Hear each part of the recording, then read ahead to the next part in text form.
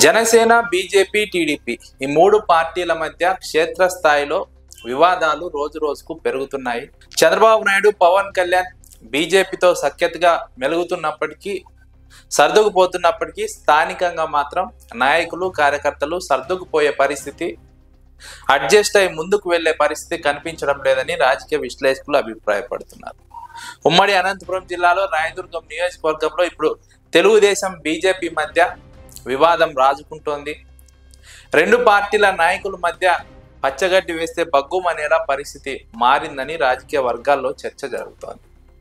ప్రధానంగా బీజేపీ నాయకుడు కాపు Ramachandra Reddy, TDP MLA Kalva Srinivasulu ఇద్దరి మధ్య ఇప్పుడు వివాదం రాజుకుంటోంది. ఇటీవల అసెంబ్లీ వేదికగా కాల్వ శ్రీనివాసులు వైసీపీ హయాంలో ఐరన్ ఓర్ అక్రమ తరలింపు పైన విచారణ జరపాలని డిమాండ్ చేశారు. కానీ ఈ డిమాండ్ పైన బీజేపీ నాయకులు కాపు రామచంద్రారెడ్డి ఆగ్రహం వ్యక్తం చేశారు. వైసీపీ హయాంలోనే కాదు, ఇప్పుడు కూడా అక్రమాలు జరుగుతున్నాయి, ఇప్పుడు కూడా ఐరన్ ఓర్ అక్రమాలు జరుగుతున్నాయి, మట్టి ఇసుకను అక్రమంగా తరలిస్తున్నారు, ఇప్పుడు జరుగుతున్నటువంటి అవినీతిపై కూడా విచారణ జరిపించాలంటూ బీజేపీ నాయకుడు కాపు రామచంద్రారెడ్డి ప్రభుత్వాన్ని డిమాండ్ చేస్తున్నారు.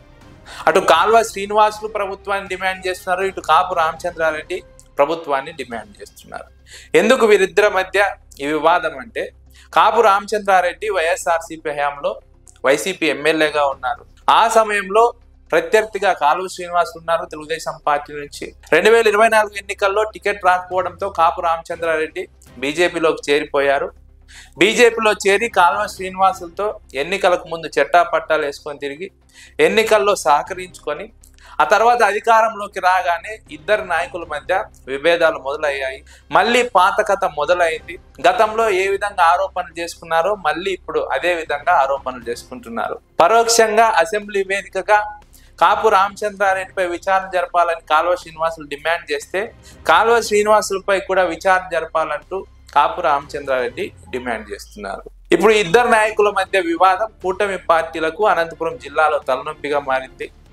ఇద్దరూ కూడా గతంలో చాలా కాలం పాటు ప్రత్యర్థులుగా కొనసాగారు. గత ఎన్నికల్లో కలిసి పనిచేశారు. ఇప్పుడు మళ్ళీ కలిసి పనిచేయడానికి ఇద్దరికి కూడా ఇబ్బందికరంగా మారింది. ఇద్దరు రెండు పవర్ సెంటర్లుగా మారుతారనే ఒక భయం ఇద్దరిలో ఉన్నటువంటి నేపథ్యంలో కాపు రామచంద్రారెడ్డిని కాల్వ శ్రీనివాసులు దూరం పెడుతున్నారు. కాల్వ శ్రీనివాసులపై కూడా కాపు రామచంద్రారెడ్డి నిత్యం ఆరోపణలు చేస్తున్నారు. నియోజకవర్గంలో అక్రమాలు జరుగుతున్నాయంటూ మాట్లాడుతున్నారు. ఈ ఇద్దరు నాయకుల మధ్య వ్యవహారం కూటమి ప్రభుత్వం యొక్క వైఫల్యాన్ని ఎత్తి చూపుతోందని రాజకీయ విశ్లేషకులు అంచనా వేస్తున్నారు.